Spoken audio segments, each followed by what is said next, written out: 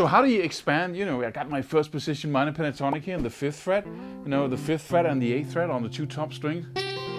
And I got the same frets on the low E string. And then I got the 5th and the 7th, 5th and 7th, 5th and 7th on the A string, the D string, and the G string. That seems always to be the first shape we learn to solo in. And then I got an A minor chord in the background, and I can go. I can introduce the blue note in the 6th fret on the A string, and in the 8th fret on the G string. Right? But pretty soon it's like, we're running out of options. We want to expand the tool to something, right? And I have an easy trick for you that you can do today, that you can do in a minute. Every single time you have a minor third on a string, you put in a note just right before the pinky, right there. Just one semitone, one fret before the pinky. Right? And I have another minor third on the B string, 5th and 8th. Then I put a note in just before the pinky again. And you can do that every single time, no matter where you are on the neck, whatever shape you play. If you know all the shapes in this, then every single time you have a minor third, you put in one there. And then every time you have a whole tone interval, you put in a note in between. Right? That gives me from the top here, the 8th, the 7th, and the 5th. And on the B string, the same frets, the 8th, the 7th, and the 5th.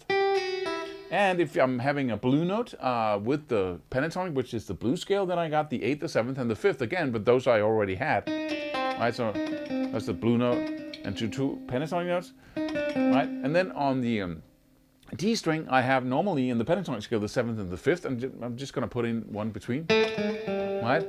If I have the blue note, I already have that structure on the A string, 7, 6, and 5, like on the D. And then on the lower strings, I got the 8th, the 7th, and the 5th. So I go. Right? This scale here, because I have this note in the 7th fret on the B string, that works very well for blues and blues-based rock. Sometimes it's gonna sound awful, right? If I'm playing, see, in this case here.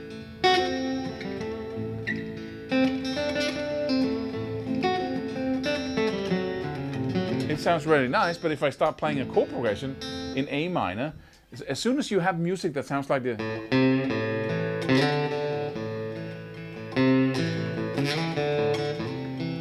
right? That kind of bluesy stuff, then that note there is really good. But if I have a chord progression like this,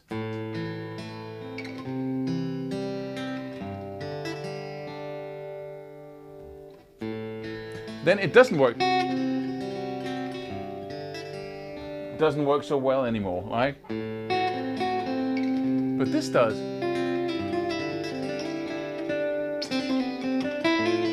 So you basically take that note if it's problematic and take it down one step, one fret, right?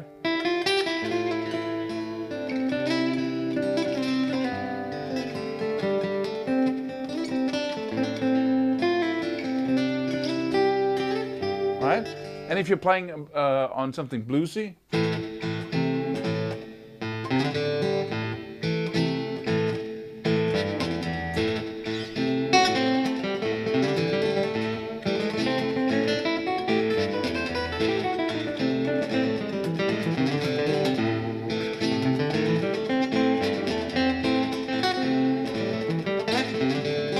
right?